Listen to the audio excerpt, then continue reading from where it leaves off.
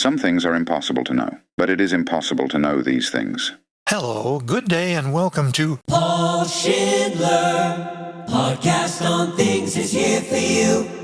Not surprisingly, I'm your host, Paul Schindler. Thank you for listening. Most of you listening know that I panned the Macintosh shortly after it came out. Since the commentary was basically radio with pictures, you don't need to see a younger me delivering it to get the gist. Here, the audio version of Paul Pans the Macintosh. The Apple Macintosh has received an unheard of kind of notoriety. Things like the famous 1984 commercial in the Super Bowl, the Lemmings commercial, which we just saw some time ago. Yet we heard on this program that the whole media hype may be a problem for Apple as it approaches this business market. Our commentator Paul Schindler has some thoughts on Apple's media image. The two Macs in this world, the Apple Macintosh and the McDonald's Big Mac, have a lot in common. They're both over-advertised, shiny boxes whose contents disappoint. Now look, I know the people that designed the Apple Macintosh say they meant it to be a business machine from the start. And I know they say there's now hundreds of business software packages available for the Macintosh.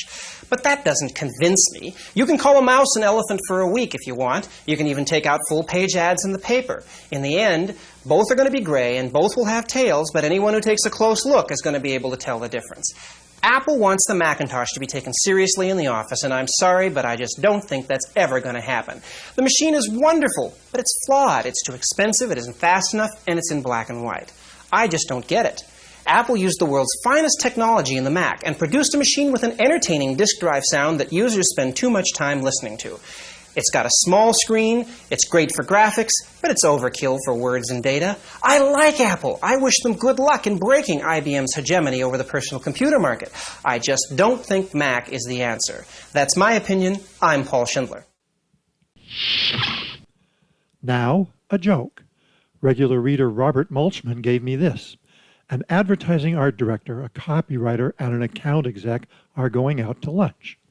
They pass a park bench that has an old-timey oil lamp on it. The copywriter says, "Hey, look at that. It's like something out of Arabian Nights. Wouldn't it be wild if rubbing it produced a genie?"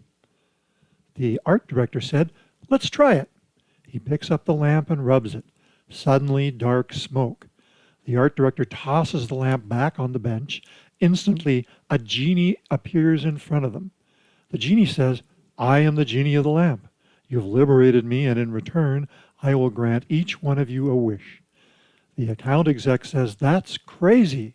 The art director says, "I always wanted to live in Italy and paint beautiful landscapes and portraits that would hang in the museums all over the world." The genie says, "Your wish is my command," and poof, the art director disappears. The account exec says, "Where'd he go?" And the genie replies, "He's in Italy, living in a villa, painting beautiful pictures." The copywriter shouts, "My turn." He's shaking with excitement. "I always wanted to write the great American novel.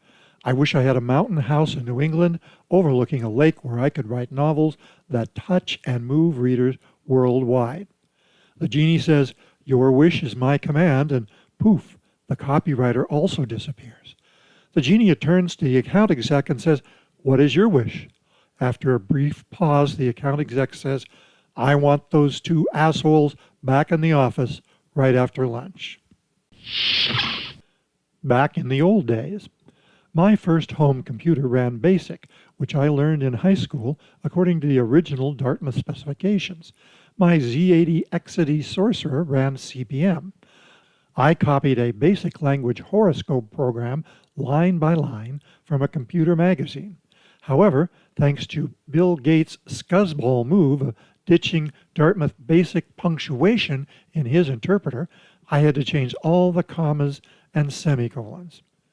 By the way, I still have horoscopes I printed out on an IBM printer that was basically the industrial version of a Selectric. I needed an ASCII to EBCDIC converter. A college buddy built one, and I had the most amazing printouts of anyone I knew in 1982. Geezer test. Don't try to take this test while driving. You can't score it. If you're not moving, this is not an oral test. Go find it in this week's PSACOT column on things. My 6-year-old grandson Just saw his first landline this month. He might well not understand what some of these objects are. This reading is for entertainment purposes only. A high score means you're a whippersnapper. A perfect score of 0 indicates that you're me. Give yourself 1 point for each thing you've never done. Used a rotary phone, used a floppy disk, used a typewriter, taken photos with a film camera, listened to music on a CD, listened to a cassette tape, listened to a vinyl record, listened to music on a Walkman, listened to music on a boombox outside, watched a video on a VHS tape, sent or received a fax, recorded music from radio to cassette, rented a video from Blockbuster, accessed the internet by dial-up, used a phone book, sent a postcard, used a paper map to get somewhere, owned a dictionary, owned an encyclopedia, or paid with a paper check. Next week, the purity test. Everything's a little better with a little wine in it, and a lot better with a lot of wine in it. There's no such thing as too much garlic. Salt is the magic flavor enhancer, except for those of us with high blood pressure for whom it is the magic death enhancer. A 1980 demonstration at Macy's taught me that cumin is the sexy spice. Be sure you can eat it with your eyes. Your dish should have different colors on it. As Tante Marie taught me in 1977, never clean up the kitchen until you're done cooking. Every single one of these 6 lessons has an analog outside the kitchen. For example, have different colors on your plate. The real meaning of this analogy is intuitively obvious to the casual observer. The nurse gives me 4 vials for blood tests. I say, am I going to have any blood left? Then I chuckle and say, that never gets old. She says, not for you. This week, my walk-off music is another parody, sort of.